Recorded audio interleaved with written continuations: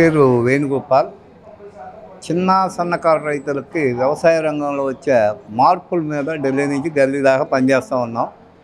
దేశంలో వచ్చే చట్టాలకి అనుబంధంగా ప్రపంచంలో వచ్చే మార్పులకి దూరంగా ఉన్నాం మేము. ప్రధానంగా ఈరోజు వరకు కూడా కౌలు రైతుకి ఎవరికి కూడా పంట రుణం ఇవ్వలేదు. ఏటీఎల్ అదర్ టర్మ్ లోన్ పేరుతో ఇచ్చారు.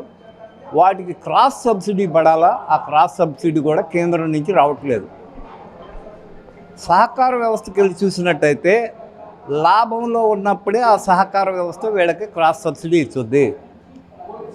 కేసీసీ రుణాలు ఇచ్చినట్లయితే కేంద్ర ప్రభుత్వం పశువులు వ్యవసాయం కలిపి ఈ రుణం ఇవ్వాలా.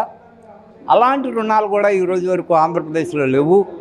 2009, 2014 రెండు సార్లు కేంద్ర ప్రభుత్వం అప్పులు రద్దు చేసినప్పటికీ ఒక్క రైతుకు కూడా అప్పు రద్దు కాబడలేదు. కాబట్టి ఎవరికి కొత్తగా ఏ కార్డు ఇచ్చినప్పుడు కూడా రుణం రావటం లేదు.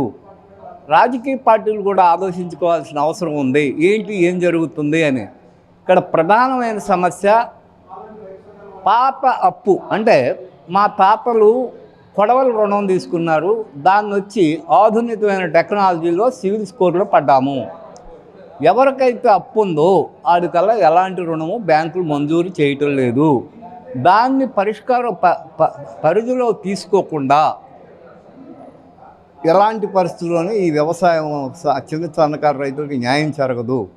ప్రధానమైన సమస్య ఏంటంటే దేశంలో వచ్చే మార్పుల్లో ప్రపంచం అంతా యాంత్రీకరణతో ముందుకు పోతుంటే మేము వచ్చి పాత పద్ధతిలో కొడవలతో కోసుకోవడం, నాటేయడం అన్నీ జరగటం వల్ల ఉపాధి అనే దానికి ప్రధానమైన రోజువారీ కూలీ ఉపాధి, భారతదేశంలో మొత్తం ఉపాధి వచ్చేసి వ్యవసాయ రంగంలో ఇది.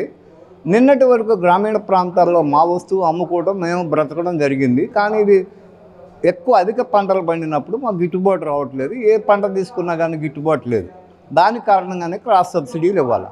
క్రాస్ సబ్సిడీ రావాలంటే ఎంతో టెక్నాలజీ, ఆధునికమైన పద్ధతులు అవసరం.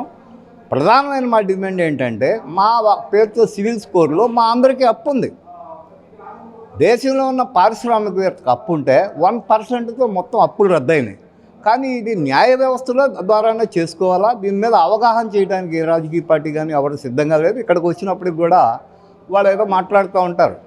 సిద్ధాంతాలు రాబోయే రోజుల్లో నా పార్టీ అధికారం రావాలి అని చెప్పే మీటింగులుగా ఉన్నాయి. కానీ సమస్య పరిష్కారం దిశగా కూడా రైతు సంఘాలు, ఎందుకంటే ఈ వ్యక్తిగతంగా ఎవరికాళ్ళు దీని అందరిని పోషించే శక్తి ఎవరికి లేదు.